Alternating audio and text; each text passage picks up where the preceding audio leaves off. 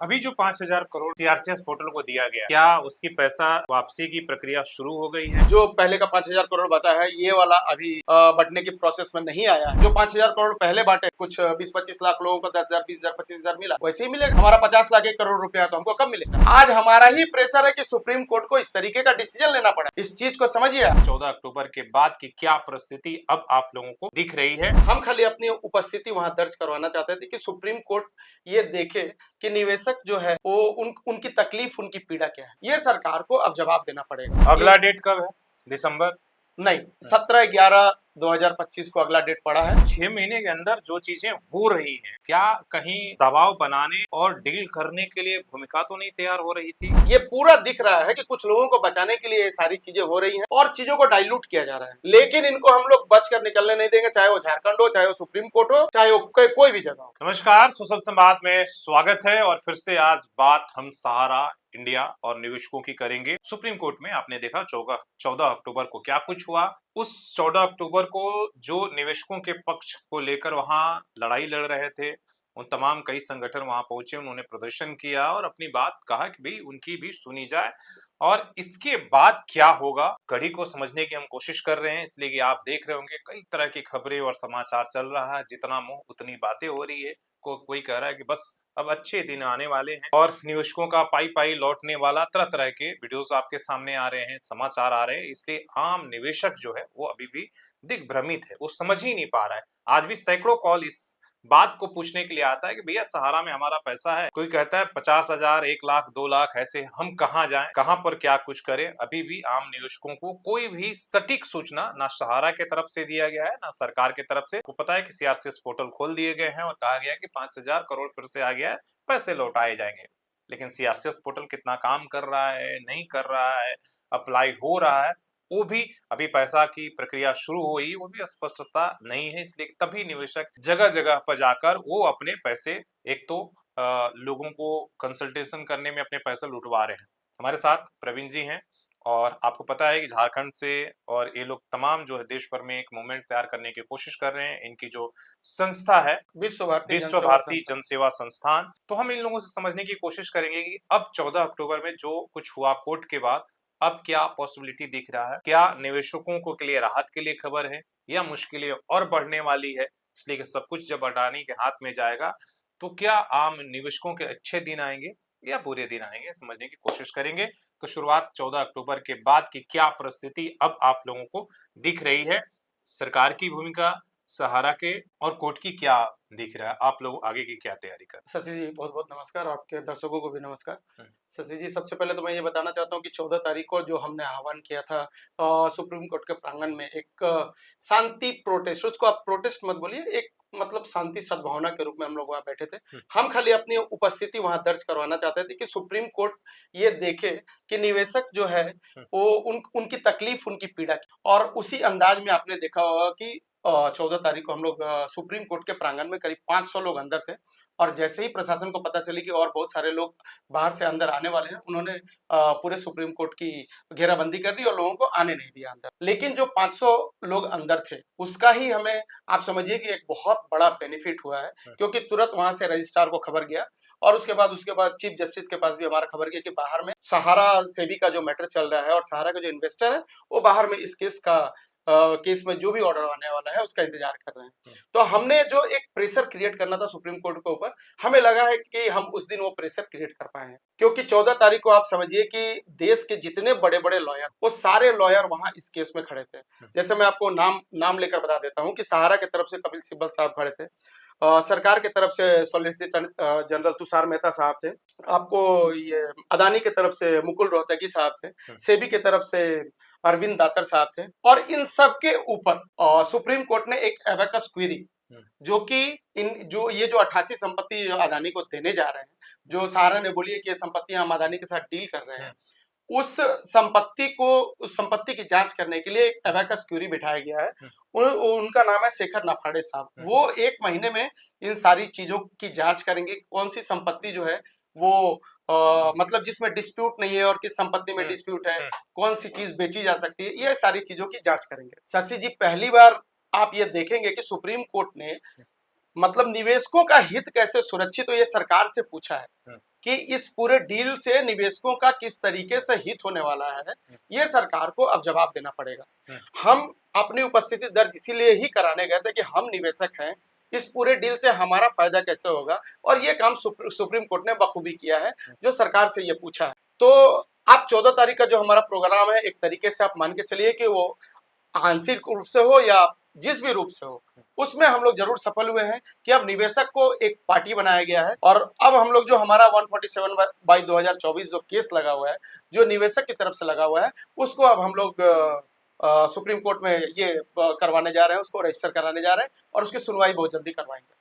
प्रवीण जी, जैसे आपने कहा कि निवेशकों की बात जो आप सुप्रीम कोर्ट को नजर में लाना चाहते तो वो आ गई, और कोर्ट ने कहा कि निवेशकों का हित कैसे होगा, लेकिन निवेशकों का पक्ष कौन रखेगा? इसलिए कि जिसको नोटिस किया उसमें सरकार है, सरकार के 2 मंत्रालय, वित्त और सहकारिता, और जिसको भी उन्होंने कहा, और एमिकस क्यूरी, यही लोग तो रखेंगे ना। इसलिए पक्ष जो, इसलिए डायरेक्ट तो आप लोगों को पक्ष रखने का मौका तो मिला नहीं।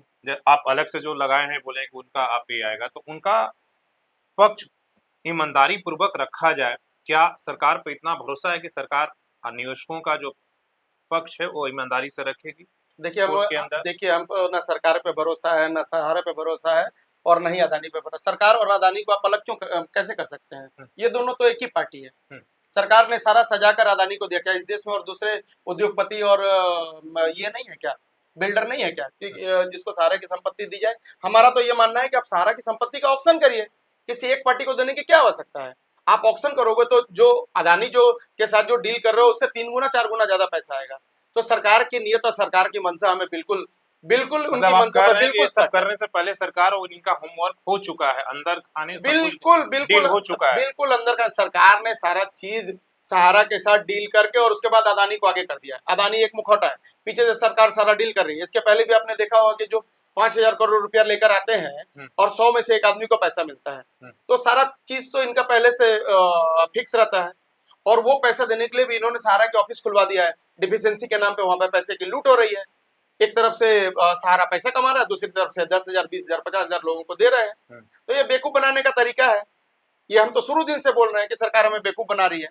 लेकिन इस बार जो सुप्रीम कोर्ट ने अपना ऑर्डर दिया है, उसने ये माना है कि इसमें निवेशक भी एक पार्टी है। ये हमारे लिए सबसे बड़ी खुशी की बात है। निवेशक जाएगा कहाँ? जैसे मान लीजिए, जैसे आप कह रहे हैं कि भी पीछे की कहानी है कि ठीक है, सुप्रीम कोर्ट में प्रेयर जाने से पहले या ये लगाने से पहले सहारा ने लगाया कि भाई हम इन संपत्तियों को, 88 संपत्तियों को अडानी को बेचना चाहते हैं, और सुप्रीम कोर्ट ने इसके बाद नोटिस जारी करके सरकार को भी उसमें कहा कि भी पक्ष बनाओ, इन लोगों को पक्ष बनाओ।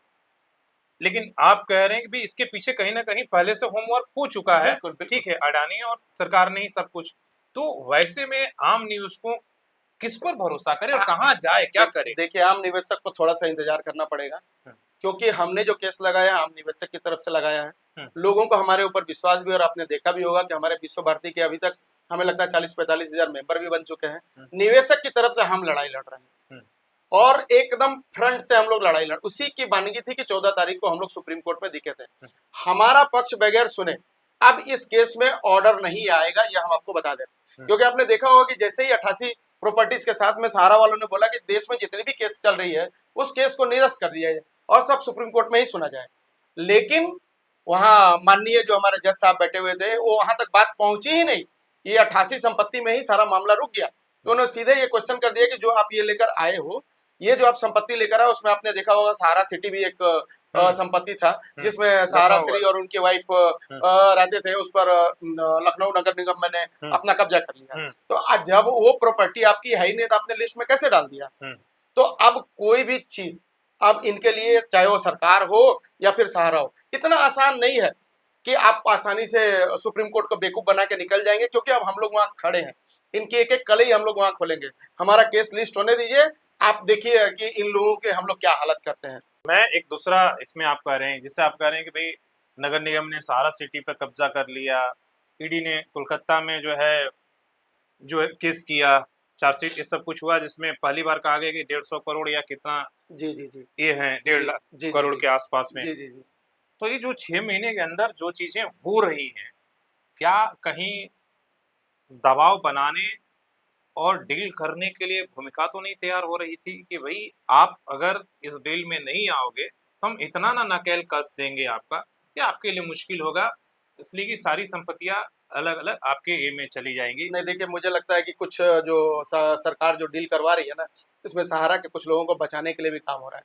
ईडी ने केस तो दर्ज कर लिया, लेकिन केस दर्ज करने के बाद आपने देखा होगा, ईडी अगर कोई केस दर्ज करती है उसमें तो लोगों का नाम रहता है, तो नाम सिर्फ सहारा, सुब्रत और उनके परिवार का नाम है। अभी जो मेन सहारा के सबसे बड़े जो बेईमान आदमी है, सीन से गायब है। वो ओपी श्रीवास्तव साहब और उनका पूरा खानदान, उनको पूरे सीन से बाहर कर दिया गया है। वो ये पूरा दिख रहा है कि कुछ लोगों को बचाने के लिए ये सारी चीजें हो रही हैं और चीजों को डाइल्यूट किया जा रहा है। पब्लिक के दिमाग में ये डाला जा रहा है कि अदानी को ये डील चला जाएगा, 1 लाख करोड़ रुपया या 1,12,000 करोड़ जितने में डील हो रहा है वो पैसा आएगा तो पब्लिक को दे दिया जाएगा। लेकिन आम पब्लिक को जो पर्दे के पीछे का खेल है वो पता नहीं चल रहा है, क्योंकि हम लोग इस पूरे मतलब पूरे खेल में है। आपने झारखंड में भी देखा होगा कि इन्होंने यहाँ पर केस लगाया, यहाँ 2-2 लोग अंदर हैं, 18 इन्होंने अपना पिटिशन लगाया हुआ है, लेकिन वो लोग अब पिटिशन की सुनवाई करवाने आगे नहीं आ रहे हैं। क्यों नहीं आ रहे हैं? उनको मालूम है कि झारखंड में जो 2 लोग अंदर हैं और जिस तरीके का झारखंड हाईकोर्ट और झारखंड का प्रशासन कार्रवाई कर रहा है, इन लोगों को यहाँ से राहत मिलने वाली नहीं है। इसीलिए ये लोग इतना सारा जो मतलब आपको सेंट्रल गवर्नमेंट जो इतना सारा जो काम कर रही है सिर्फ और सिर्फ इनको बचाने के लिए, लेकिन इनको हम लोग बच कर निकलने नहीं देंगे, चाहे वो झारखंड हो, चाहे वो सुप्रीम कोर्ट हो, चाहे वो कोई भी जगह हो। हम लोग हर जगह इनका पीछा कर रहे हैं, इतनी आसानी से हम पीछा छोड़ेंगे नहीं और लोगों को से हम उम्मीद करेंगे कि हमारे ऊपर विश्वास करिए। हम कभी भी अगर आपको बुलाते हैं तो आप हमारे साथ निकल कर आइए। जिस दिन संख्या 1 लाख, 2 लाख, 3 लाख, 5 लाख हो गई, आप देखिए कि इसका समाधान कैसे। अभी जो 5,000 करोड़ सीआरसीएस पोर्टल को दिया गया, क्या उसकी पैसा वापसी की प्रक्रिया शुरू हो गई है या सिर्फ अभी घोषणा तक है? क्या नहीं, कुछ अभी उसके तक बारे में जानकारी नहीं, है? ये अभी तो घोषणा ही हुई है। जो पहले का 5,000 करोड़ बता है, ये वाला अभी बंटने की प्रोसेस में नहीं आया है। हमें लगता है कि छुट्टी के बाद हो सकता है कि अगर 5,000 करोड़ लाए हैं तो बांटेंगे ही, स्वाभाविक सी बात है। लेकिन उससे फायदा क्या होगा? जो 5,000 करोड़ पहले बांटे, मैंने कुछ 20-25 लाख लोगों को 10,000, 20,000, 25,000 मिला, वैसे ही मिलेगा। हमारा 50 लाख 1 करोड़ रुपया तो हमको कब मिलेगा? तो ये बेवकूफ बनाने की जो सरकार की जो पद्धति है, ये नहीं चलेगी। जब जब इलेक्शन आता है ये लोग इस तरीके की हरकत करते हैं। बिहार में इलेक्शन है और इस बार आप बिहार का रिजल्ट भी देखिएगा। बिहार का रिजल्ट में सहारा का जो मैटर है वो पूरा रिफ्लेक्ट करेगा। सहारा मुद्दा कैसे बनेगा? अब तो चुनाव शुरू हो गया, अगर पार्टियां जब तक उठाएंगे नहीं वहां पर मूवमेंट, तो बिहार चुनाव में सहारा कैसे मुद्दा आपने बनेगा? एक चीज फील किया होगा कि यही अमित शाह थे जो झारखंड में आकर बोले थे कि झारखंड के सहारा के निवेशकों का हम पाई पाई वापस करेंगे। हेमंत सोरेन साहब ने क्या किया? उनको यहाँ पता चल गया कि सहारा का मुद्दा उठाने के बाद असर क्या होता है। इसलिए आपने देखा होगा कि इन्होंने इस बार बिहार में जाकर इस तरीके का कोई मुद्दा नहीं उठाया। लेकिन बिहार के लोग झारखंड के तरफ पूरा टकटकी लगाकर देख रहे थे और जो झारखंड में हुआ है, हमारा बहुत बड़ा जो संगठन बिहार में काम कर रहा है, हमने सब लोगों को बोला है कि आपके जितने भी सहारा के जानने वाले लोग हैं, आप लोग बिल्कुल इस बार बीजेपी के पक्ष में और जेडीयू के पक्ष में वोट नहीं करना है, विपक्ष को वोट करना है। और विपक्ष, चूंकि विपक्ष में जेएमएम भी है, तो एक प्रेशर हम लोग यहाँ से भी वहां बनवाएंगे।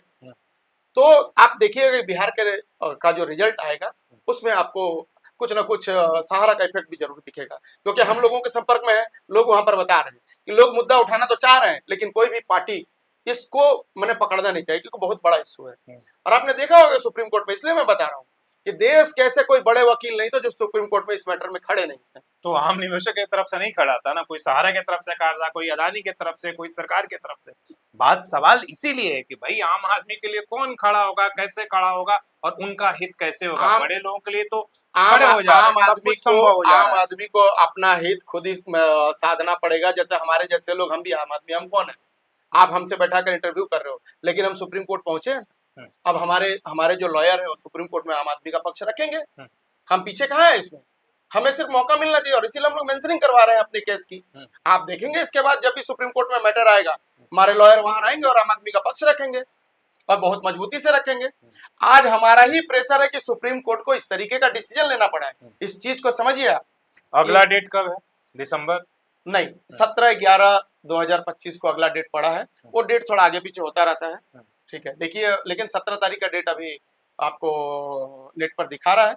17 को हमारे वकील अपना भी केस मेंशनिंग करवा रहे हैं। हमारे वकील पूरे मुस्तैद है। इस बार हम लोग एकदम आम आदमी की आवाज को वहां रखेंगे और हमारा पिटिशन खुला, तो सहारा ने, सरकार ने क्या क्या गड़बड़ी की है, सब कुछ उसमें दिख जाएगा आपको। चलिए, बहुत बहुत धन्यवाद। हम भी चाहते हैं कि भाई सहारा के जो करोड़ों निवेशक हैं देश भर में हैं, जो टकटकी लगाकर बैठे हुए हैं, सरकार की तरफ कभी देखते हैं, कभी कोर्ट की तरफ देखते हैं कि कहीं से कुछ उम्मीद की किरणें आए और उनका पैसा वापस हो जाए, लेकिन आप देख रहे हैं कि सच्चाई क्या है, किस तरीके से जो बड़े लोग हैं, बड़े समूह हैं, उनके तरफ से तो हमारे देश के बड़े-बड़े वकील खड़े हो जाते हैं, उनके लिए न्याय भी तुरंत मिल जाता है। लेकिन एक तरफ 12 करोड़ जो देश के निवेशक हैं, 12 से 13 करोड़ का जो आंकड़ा आज तक सही आंकड़े भी नहीं आ पाए हैं कि आखिर इन निवेशकों का कितना पैसा लूटा गया है या कितना पैसा वापस करना है, वो भी सही तक आंकड़ा हमारे पास मतलब सरकार ने जो है वो नहीं दिया है। तो उम्मीद करनी होगी, हालाँकि जैसे प्रवीण जी ने कहा कि भई आम आदमी को अपनी लड़ाई खुद लड़ना होगा, खुद निकलना होगा, इसलिए कि जब तक इस देश में सरकार पर आजकल ये हो गया कि दबाव नहीं पड़ेगा, तब तक कुछ चीज़ें ऐसी आती नहीं हैं। तो इसलिए आप जो भी आपके सवाल हों, आप कमेंट करके बता सकते हैं, लेकिन अपनी लड़ाई लड़ने के लिए आपको मजबूत आवाज़ तो उठानी ही होगी, जो हमारा लोकतंत्र में लोकतांत्रिक तरीका है, वो कोर्ट का हो या चुनाव का हो। अपने सहयोगी श्रवण के साथ शशि भूषण, सुशील संवाद।